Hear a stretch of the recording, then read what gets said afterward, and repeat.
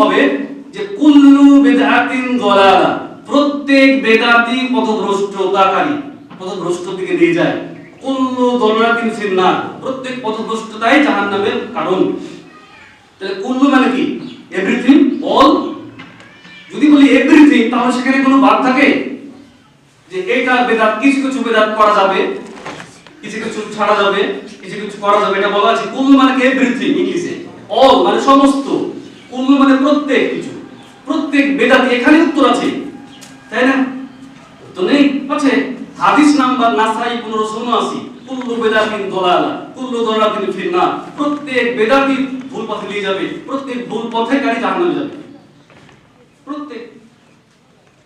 আচ্ছা, ওনাদের থেকে দলিল দিই। ওনাদের বড় হুজুর, বড় পীর, পীরে কামেল, যার নামে ওনারা ওরস করেন, তার নাম হচ্ছে মুজাদ্দিদ আল-ফিসানি রহমাতুল্লাহ আলাইহি। ওনাদের কাছে বড় পীর। তো উনি বলেছেন তার কিতাব মাকতুবাত প্রথম খণ্ড 63 পৃষ্ঠা, 62 পৃষ্ঠা, 180 পৃষ্ঠায় যে বেদাতকে দুই ভাগে ভাগ করা আরেকটা বেদাত। সহিহ মুসলিম হাদিস নাম্বার 4590, এখানে বলছেন মান আমিলা আমালান আলাইহি লাইসা আলাইহি আমরুনা ফাহুয়া রাদ্দুন, যে ব্যক্তি ইসলামের মধ্যে, দিনের মধ্যে এমন কোন নীতি, নতুন নিয়ম চালু করলো যার নির্দেশ আমরা দিই, আমরা অর্থাৎ আমি এবং সাহাবীরা, সেই আমলটা, সেই ইবাদতটা হচ্ছে বাতিল, বাতিল এবং বাতিল, প্রত্যাখ্যানযোগ্য। সহিহ বুখারী হাদিস নাম্বার 2697, আল্লাহ রাসূল বলছেন যে মান আহদাসা ফি আমরিনা হাযা লাইসা ফিহি ফাহুয়া রাদ্দুন,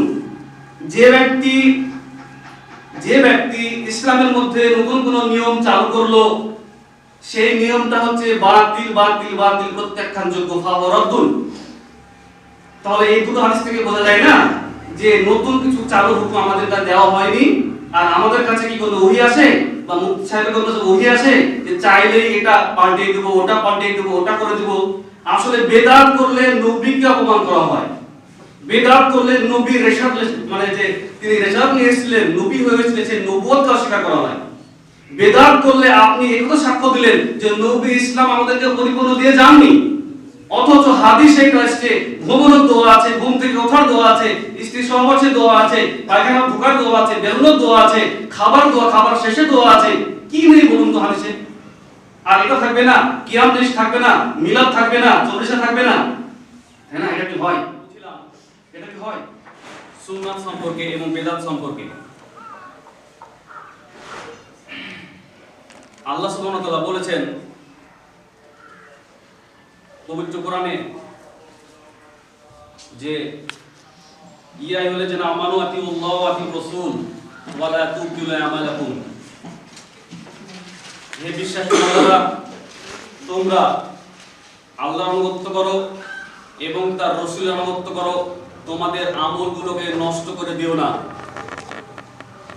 আমল নষ্ট হবে মানে আপনার যে সালাত, আপনার যে ইবাদত, আপনার যে সারা জীবনের কর্মপদ্ধতি, সেগুলো তরিকায় মুহাম্মদ সাল্লাল্লাহু আলাইহি ওয়াসাল্লামের মতো হচ্ছে না। আমল নষ্ট হওয়া মানে আপনার যে তরিকা, সেই তরিকাটা আল্লাহ এবং তার রাসূলের নির্দেশিত পথ অনুযায়ী হচ্ছে না। তাহলে আমাদের কর্তব্য কি হবে? আমরা চাইবো যে আমাদের আমলগুলো নষ্ট না হোক। আল্লাহ রাসূল সাল্লাল্লাহু আলাইহি ওয়াসাল্লাম আরো বলেছেন কুল্লু উম্মাতুন ইয়াদখুলুল জান্নাহ, আমার প্রত্যেকটা উম্মত জান্নাতে যাবে, ইল্লা মান আবা, কিন্তু যে আমার তরিকাকে, আমার সুন্নাতকে, আমার পদ্ধতিকে, আমার দেখানো শিক্ষা পদ্ধতিকে বাদ দিয়ে নিজেদের উদ্ভাবিত শিক্ষা পদ্ধতি অনুযায়ী বা কোনো ব্যক্তির উদ্ভাবিত পথ অনুযায়ী ইবাদত করবে, সে হবে অস্বীকারী। সাহাবীগণ বললেন, ইয়া রাসূলুল্লাহ, ইল্লা মান আবা, ইয়া রাসূলুল্লাহ, আপনাকে আবার মেনে নেবেন, অস্বীকার করবে এমন কে আছে রাসূল?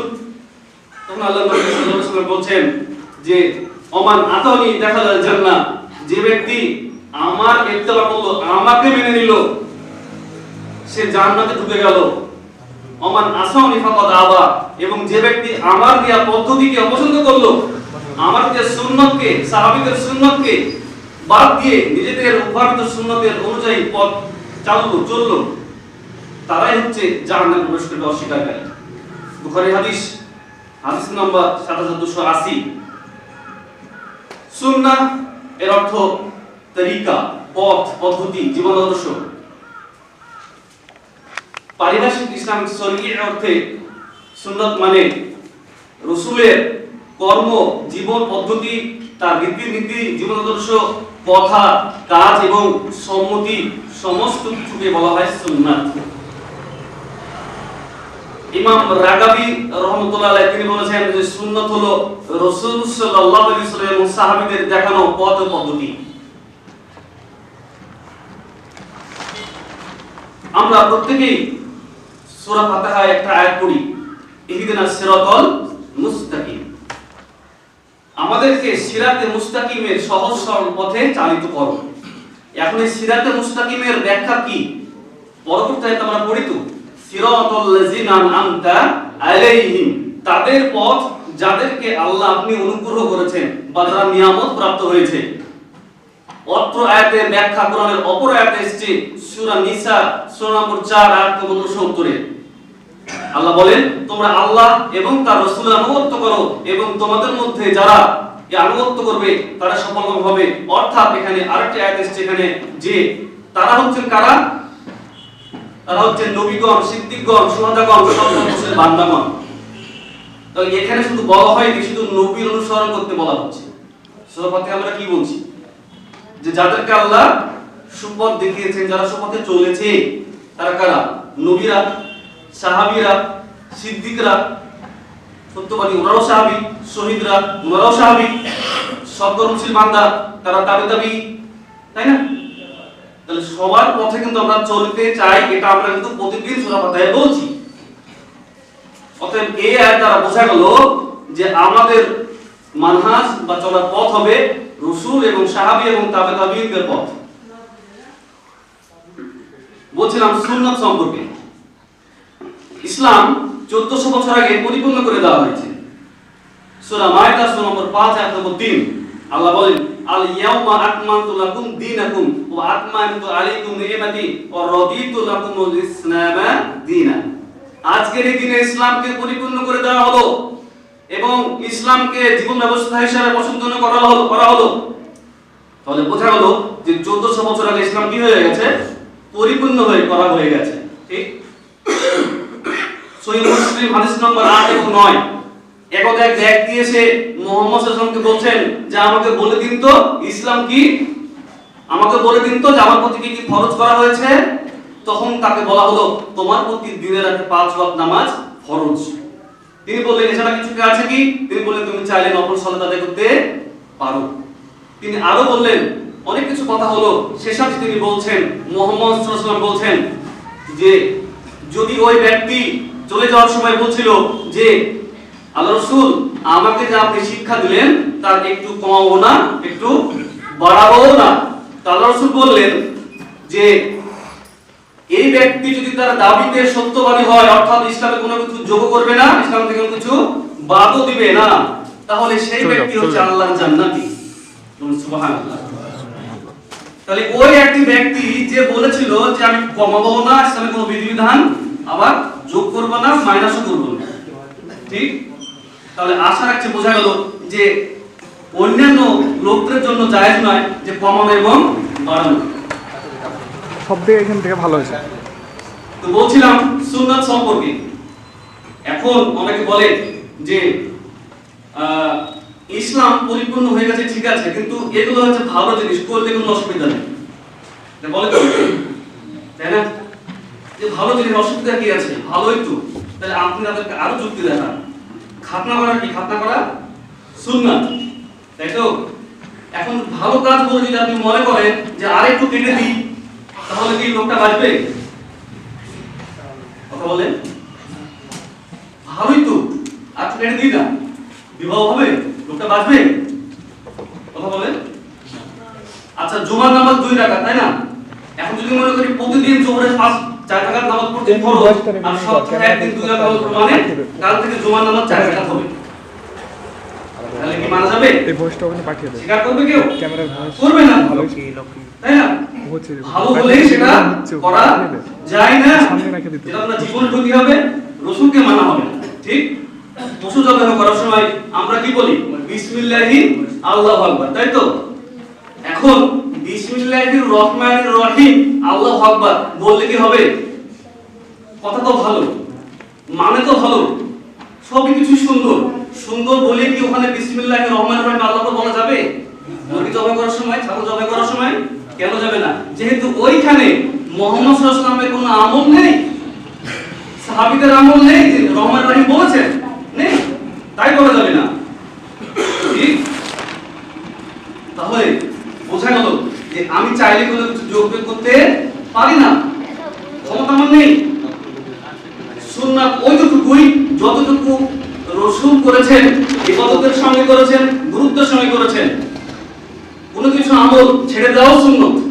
সফরে গেলেন 2 রাকাত নামাজ মাফ, এখন গায়ে যদি খেয়ে না আমি 4 রাকাতই পড়বো, তাহলে সুন্নতের বিপরীত করলেন। ঠিক করলেন তো? কেউ যদি ঋতুপতি মহিলা হয়, সে যদি মনে করে না ঋতুপতি অবস্থায় নামাজ পড়ো, নামাজ তো ভালো জিনিস, তাই না? ক্ষতি কি? তাহলে কি সে ঋতুপতি অবস্থায় তার জন্য নামাজ পড়া বৈধ হবে? কিন্তু নামাজ পড়া হালাল, তাই না? তাই ভালো বললে সেটা ভালো হয়ে যায় না। তিরমিজির হাদিস 2314 নম্বর হাদিসে মুহাম্মদ সাল্লাল্লাহু আলাইহি ওয়াসাল্লাম বলছেন যে যদি কোনো ব্যক্তি এই কথা বলে যে এতে কোনো অসুবিধা নাই, ভালোই তো, তাহলে সেই ব্যক্তি এই কথা বলার কারণে ৭৭ বছর জাহান্নামে থাকবে। সূরা কাহফ ৮ নম্বর সূরা 103 104 নম্বর আয়াতে বলা হয়েছে যে আল্লাহ বলছেন, হে নবী, আমি কি আপনাকে ওই সমস্ত লোকদের কথা বলে দেব না যারা মনে করে যে আমরা তো ভালো কাজ করছি, অথচ তারা ক্ষতির মধ্যে নিমজ্জিত ঢুকে আছে।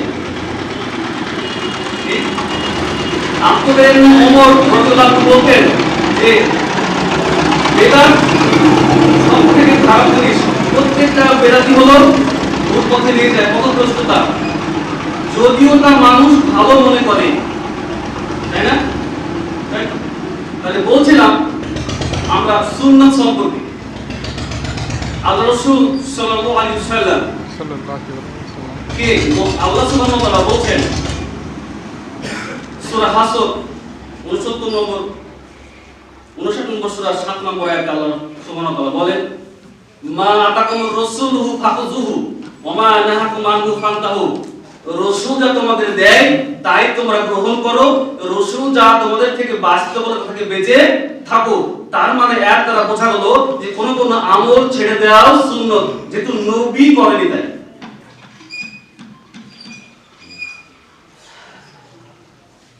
দেখুন সাহাবীর আমল দেখুন। একদা এক সাহাবী, দুজন সাহাবী মসজিদে প্রবেশ করলেন। সময় ছিল আসর অথবা যোহরের সালাত। তারা যখন মসজিদে প্রবেশ করলেন তখন মুয়াজ্জিন আযান দিয়ে ফেলেছে। তারপরে আবার মানুষকে ডাকছে, এসো গো নামাজের জন্য এসো, জামাতের সালাত আরম্ভ হয়ে যাবে, এক্ষুনি চলে এসো, মানে আযানের পরে আবার ডাকছে। তো মুজাহিদ রাহমাতুল্লাহ রাদিয়াল্লাহু আনহু এবং আব্দুল্লাহ ইবনে ওমর রাদিয়াল্লাহু আনহু দুজন সাহাবী ছিলেন সেখানে উপস্থিত। তারা বলছেন, আরে এটা হচ্ছে নতুন জিনিস, চলো চলো এখানে নামাজ পড়া যাবে না, আমরা অন্য জায়গায় চলে যাই। তাহলে দুইবার আযান দেওয়ার কারণে যদি সাহাবীরা মসজিদে নামাজ পড়তে অস্বীকার করে, এটা বেদাত করা যাবে না, তাহলে সাহাবীরা কি বেদাত বুঝতেন না? অবশ্যই বুঝতেন।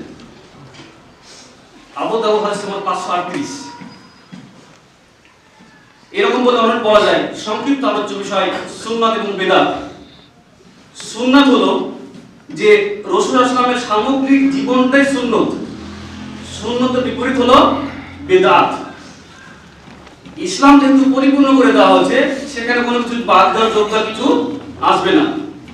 এখন যদি বলি যে ইসলাম পরিপূর্ণ আছে, ঠিক আছে, কিন্তু এটা ভালো জিনিস, তাহলে আরো একটু যুক্তি শুনুন, তাহলে আপনি এর দ্বারা আরো স্বীকৃতি দিলেন যে মুহাম্মদ সাল্লাল্লাহু আলাইহি ওয়াসাল্লাম আমাদেরকে পরিপূর্ণ ইসলাম দিয়ে যাননি, আমরা নতুন করে ঢোকাতে পারি, ঠিক না?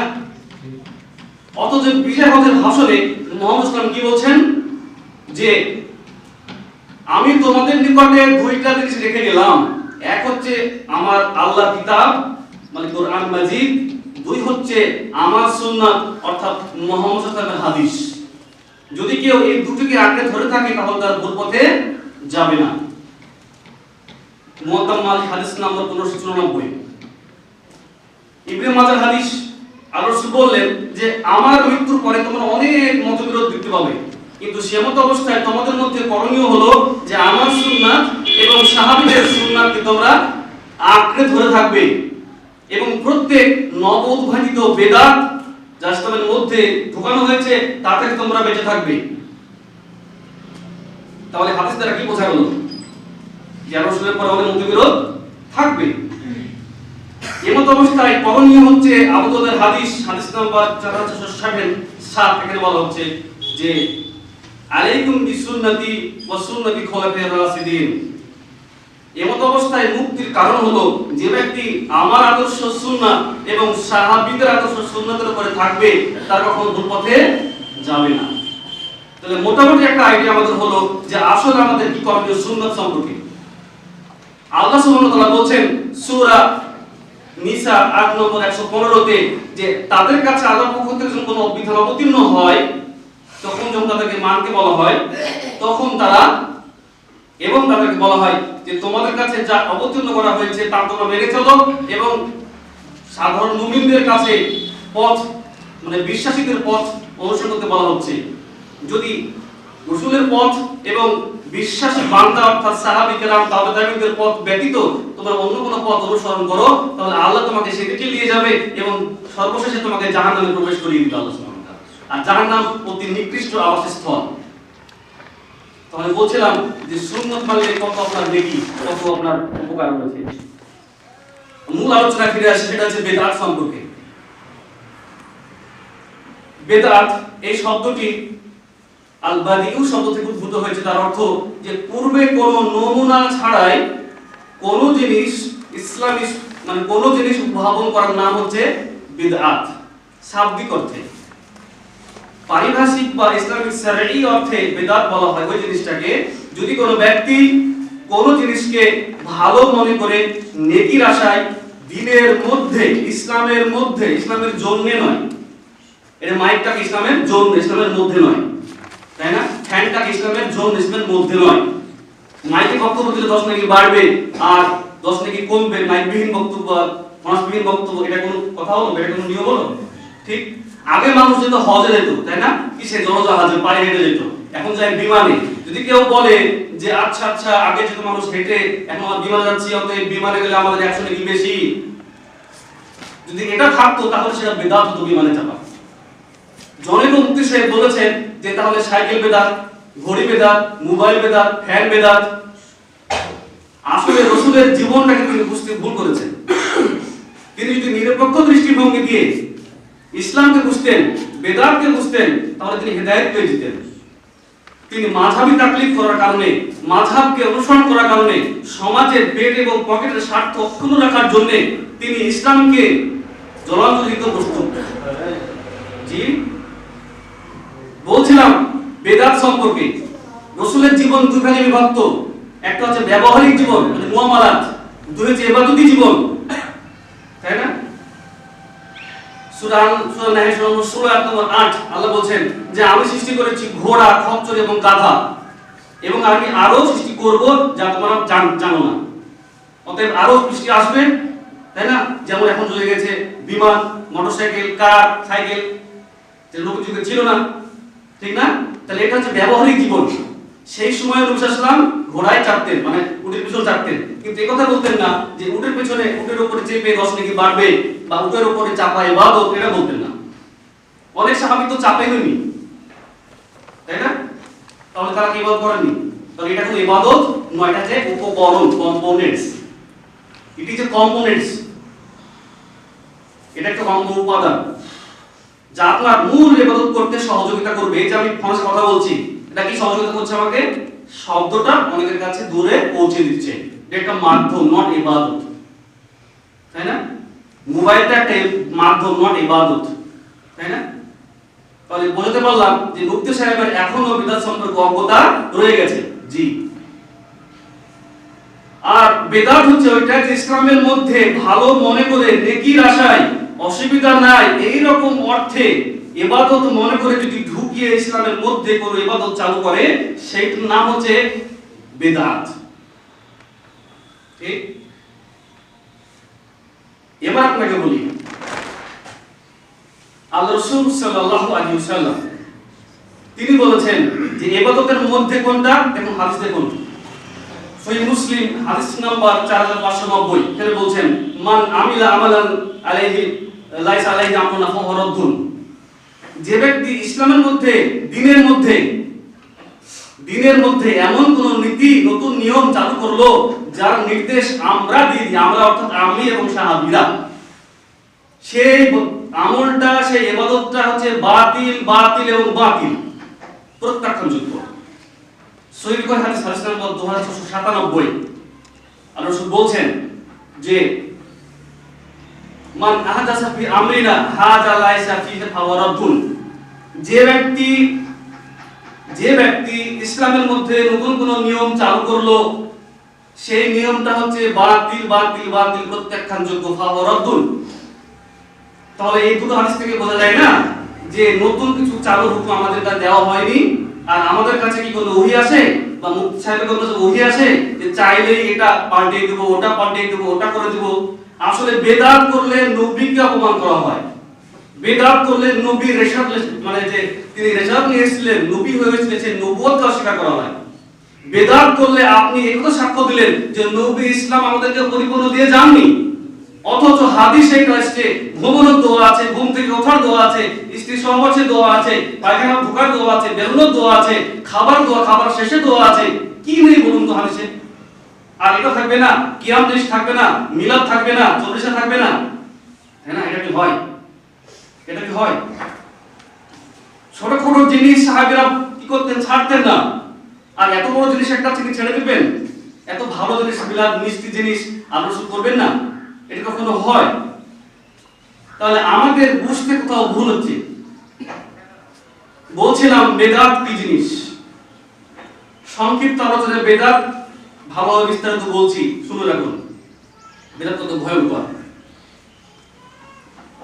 সহিহ বুখারী হাদিস নাম্বার 3197, মুহাম্মদ সাল্লাল্লাহু আলাইহি ওয়াসাল্লাম বলছেন যে ব্যক্তি বেদাত করে এবং বেদাতকারীকে আশ্রয় দেয়, অর্থাৎ কি করে আশ্রয় মানে কি? বুদ্ধি দিয়ে, টাকা দিয়ে, অর্থ দিয়ে সাহায্য সহযোগিতা করে, সেই ব্যক্তির প্রতি আল্লাহর লানত, সেই ব্যক্তির প্রতি আল্লাহর অভিসম্পাত, সেই ব্যক্তির প্রতি আল্লাহর রাসূলের অভিসম্পাত, সেই ব্যক্তির প্রতি সমস্ত ফেরেশতাদের অভিসম্পাত, সেই ব্যক্তির প্রতি সমস্ত মুমিন বান্দাদের অভিসম্পাত।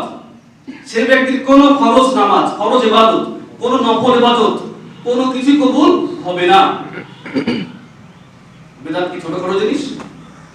একজন মদখোর ব্যক্তির থেকেও বেদাতকারী ব্যক্তি বেশি পাপী, জেনাখোর ব্যক্তির থেকেও বেদাতকারী বেশি পাপী, যে ব্যক্তি মানুষকে মিথ্যা কথা বলে সে ব্যক্তি বেশি কম পাপী তার থেকে যে বেদাত করে। কেন? বেদাত হচ্ছে শয়তানের কাছে খুব মিষ্টি জিনিস। কেন? বিড়ি খেলে সে জানে যে খারাপ জিনিস, বিড়ি খেতে হয়, তো খায়, উপাসে দরুন খায়, খারাপ জেনে খায়। কিন্তু যে ব্যক্তি বেদাত করে সে কিন্তু ভালো মনে করে। জি, তাই না? বেদাত করলে সমাজের ক্ষতি হয়, আর মদ খেলে, বিড়ি খেলে নিজের ক্ষতি হয়, তাই না? তাহলে ব্যক্তিগত পাপ করলে নিজের ক্ষতি, আর বেদাত করলে সমস্ত সমাজের মানুষের ইমানের ক্ষতি। যেখানে ইমানের ক্ষতি সেটা কি বড় পাপ হবে না? তাহলে বেদাত হচ্ছে হত্যার থেকে বড় পাপ, বেদাত হচ্ছে জেনা করার থেকে বড় পাপ, বেদাত হচ্ছে মানুষ খুন করার থেকে বড় পাপ, বেদাত হচ্ছে সুদ, ঘুষ, যত বড় পাপগুলো রয়েছে পৃথিবীতে তার থেকে বেদাত বেশি বড় পাপ। বেদাতের থেকে শিরক আরো বড় পাপ। কেন? বেদাতকারী তওবাবিহীন মারা যায়, ঠিক না? কিন্তু যে ব্যক্তি একবার মদ খেয়েছে সে কিন্তু লাস্ট বয়সে মৃত্যু যন্ত্রণা কাতরাতন করছে, বা আল্লাহ ক্ষমা করে দাও, আমি মদ খাবো না, বলে না? এটা কিন্তু বলে। কিন্তু বেদাতকারী কি মৃত্যুর সময় ওটা বলে যে আল্লাহ আমি মিলাদ করে ভুল করেছি, বেদাত করেছি, ক্ষমা করো? আল্লাহ আমি কিয়াম করে ভুল করেছি, বেদাত করেছি, ক্ষমা করো? আজকে আমি ঈদে মিলাদুন্নবী করছি, রাস্তায় রোড শো চালাচ্ছি, ভুল করেছি, আল্লাহ ক্ষমা করো? এটা কি বলে? এটা তো বলে না। তাই জন্য আল্লাহ সুবহানাহু ওয়া তাআলা তার রাসূলকে বলছেন যে প্রত্যেক বিদআতকারীর কাছ থেকে তওবাকে আল্লাহ উঠিয়ে নেন। প্রত্যেক বিদআতকারীর কাছ থেকে আল্লাহ তওবাকে উঠিয়ে নেন। সে তওবা করার সুযোগ পায় না। সিলসিলায়ে সহিহা হাদিস নাম্বার 1620। বেদাত কত বড় পাপ চিন্তা করে দেখেছেন? বেদাত করলে কত বড় পাপ আরেকটু দেখায়। যখন মানুষ কিয়ামতের হাসরের ময়দানে পানির জন্য কাতরাতে থাকবে, যখন পানি ছাড়া পানির জন্য মানুষ ছোটাছুটি করবে, যখন ঘামে নিজের অর্ধ হাত অথবা অর্ধ পা অর্ধ শরীর ডুবে যাবে পানির জন্য, তখন আল্লাহর রাসূল বলছেন যে আমি হাউজে কাউসারের নিকট দাঁড়িয়ে থাকব আমার উম্মতকে পানি পান করানোর জন্য। বলুন সুবহানাল্লাহ। সুবহানাল্লাহ। কত সুন্দর আমাদের নবী, কত সুন্দর আমাদের আদর্শনীয় নবী, কত সুন্দর দয়ার নবী। পৃথিবীর সবথেকে উত্তম আদর্শ তার মধ্যে আছে। এই জন্য আল্লাহ সুবহানাহু ওয়া তাআলা বলছেন যে লাকাদ কানা লাকুম ফি রাসূলিল্লাহি উসওয়াতুন হাসানা, যে নিশ্চয়ই নবীর মধ্যে রয়েছে উত্তম নমুনা, উত্তম আদর্শ, উত্তম চলাপথ। কোনো হুজুর নিকটে থাকতে পারে না, কোনো পীরের নিকট থাকতে পারে না। কেন? হুজুর বা পীর ভুলের ঊর্ধ্বে নয়, কিন্তু মুহাম্মদ সাল্লাল্লাহু আলাইহি ওয়াসাল্লাম ভুলের ঊর্ধ্বে।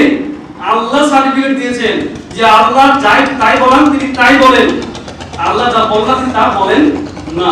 সূরা নাজম আয়াত নম্বর 3 এবং 4।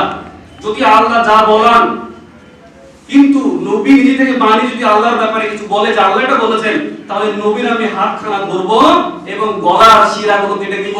মুমিনদের মধ্যে কেউ বাঁচাতে পারবে না। সূরা হক 69 নম্বর সূরা 42 থেকে 48 নম্বর আয়াত দ্রষ্টব্য। নবীর যখন নিজে থেকে এখতিয়ার নেই কোনো কিছু যোগ বিয়োগ করার, তাহলে আপনার কি করে থাকতে পারে? আপনার কাছে কি জিবরাইল এসেছিল?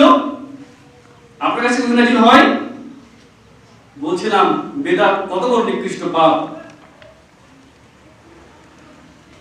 এবার বলি যে যখন ওই ময়দানে রাসূল পানি পান করার জন্য ডাকবেন, তখন একদল উম্মতকে তিনি চিনতে পারবেন, তার ওযুর অঙ্গগুলো কি হবে? চমকাবে। তখন একটা পর্দা আল্লাহ রাসূল এবং তাদের মাঝে দিয়ে দেওয়া হবে। আল্লাহর তরফ থেকে ঘোষণা করা হবে যে এরা আপনার উম্মতের বাইরে। কেন? আপনি মানে আপনি চলে যাওয়ার পর এরা ইসলামের মধ্যে নতুন নতুন বেদাত, নতুন নতুন ইবাদত, নতুন নতুন নীতি পদ্ধতি চালু করেছিল যা আপনি তখন জানতেন না, তাই নাকি? তখন তিনি বলছেন কি সুবহান সুবহান লিমান গয়রা বিবাদি, দুরটো চলে যাও আমার কাছ থেকে, তোমার আমার উম্মতের বাইরে। অথচ ওই ব্যক্তিগুলো 5 ওয়াক্ত নামাজ পড়তো না, পড়লে ওযুর অঙ্গগুলো কি করে চমকাবে? ঠিক না? তাই না? প্রত্যেকেই নামাজ পড়তো, কিন্তু পানি পান থেকে তারা বঞ্চিত। আর তখন যদি এক ফোঁটা পানি কত দাম জানেন? পৃথিবীর সমস্ত সমুদ্র যদি পানি সেই সময় দেওয়া হয় তাও পিপাসা মিটবে না। সেই রকম ওই টাইমে পিপাসা লাগবে। ওই টাইমে বেদাতীরা পানি পান করতে পারবে না। বেদাত কত বড় নিকৃষ্ট। কিন্তু বলা হয়নি যে মদখোররা বঞ্চিত থাকবে, বলা হয়নি যে জেনাখোররা বঞ্চিত থাকবে, আদেশ বলা হয়নি। বলা হয়নি বিড়ি সিগারেটখোররা বঞ্চিত থাকবে পানি পান থেকে। একমাত্র হাদিসে এসেছে যারা বেদাত করে তারা পানি পান করতে পারবে না। মিসকাতের হাদিস 199। এখানে বলা হচ্ছে যে ব্যক্তি বেদাত করলো সে ইসলামকে ধ্বংস করলো। তাহলে বলুন, যে ব্যক্তি ইসলাম ধ্বংস করলো সে ব্যক্তি ঈমান থাকলো? ঈমান থাকলো না।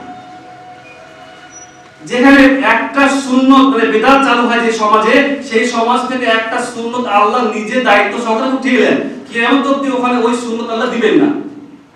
মিসকাতের হাদিস, তাই না? একটা ধরুন পুরো একটা বিল্ডিং আছে, তো সেখানে একটা ইট ঢোকাবেন, চারিদিকে ইটে পরিপূর্ণ, তাহলে আপনি ইটটা কি করে ঢোকাবেন? নিশ্চয়ই একটা ইট ভাঙতে হবে নাকি ভাই? বুঝতে পারলাম? তাহলে একটা ভাঙলে তবে না ইট ঢুকবে।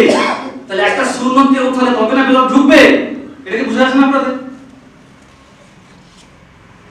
যে ব্যক্তি একটা সুন্নতকে জিন্দা করবে এই ফিতনার সময়ে, সেই ব্যক্তিকে 50 জন শহীদের সম্মান নেকি দেওয়া হবে যারা বদরের প্রান্তরে নিজের রক্তকে বিলিয়ে দিয়েছিল।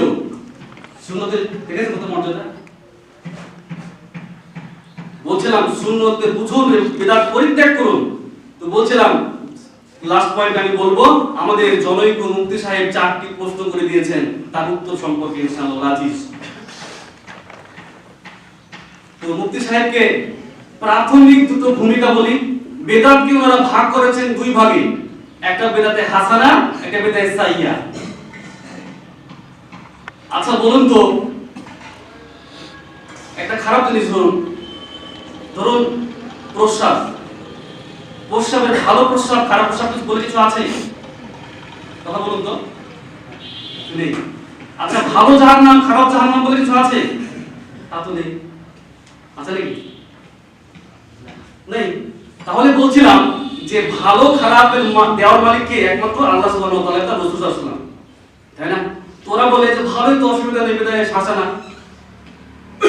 তখন ওরা আরেকটি কথা বলবেন যে আপনি একটা দলিল দিবেন, তাহলে যদি একথা বললেন যে আপনি ভালো বেদাত খারাপ বেদাত, তাহলে এটা আপনি বললেন পরোক্ষভাবে যে কুল্লু বিদআতিন দালালা, প্রত্যেক বেদাতই পথভ্রষ্টতাকারী, পথভ্রষ্ট দিকে নিয়ে যায়। কুল্লু দালালাতিন ফিন্নার, প্রত্যেক পথভ্রষ্টতাই জাহান্নামের কারণ। তাহলে কুল্লু মানে কি? Everything, all. যদি বলি এভরিথিং, তাহলে সেখানে কোনো বাদ থাকে যে এইটা বেদাত, কিছু কিছু বেদাত করা যাবে, কিছু কিছু ছাড়া যাবে, কিছু কিছু করা যাবে, এটা বলা আছে। কুল্লু মানে কি? এভরিথিং ইংলিশে, অল মানে সমস্ত, কুল্লু মানে প্রত্যেক কিছু, প্রত্যেক বেদাতে এখানে উত্তর আছে, তাই না? তো নেই আছে। হাদিস নাম্বার নাসাই 1579, কুল্লু বেদাতিন দালালা, কুল্লু দালালাতিন ফিন্নার, প্রত্যেক বেদাতি ভুল পথে নিয়ে যাবে, প্রত্যেক ভুল পথেকারী জাহান্নামে যাবে, প্রত্যেক। আচ্ছা ওনাদের থেকে দলিল দিই, ওনাদের বড় হুজুর, বড় পীর, পীরে কামেল, যার নামে ওনারা রোজ করেন, তার নাম হচ্ছে মুজাদ্দিদ আল-ফিসানি রাহমাতুল্লাহ আলাইহি, ওনাদের কাছে বড় পীর। তো উনি বলেছেন তার কিতাব মাকতুবাত প্রথম খণ্ড 63 পৃষ্ঠা, 62 পৃষ্ঠা, 180 পৃষ্ঠায় যে বেদাতকে দুই ভাগে ভাগ করার আরেকটা বেদাত,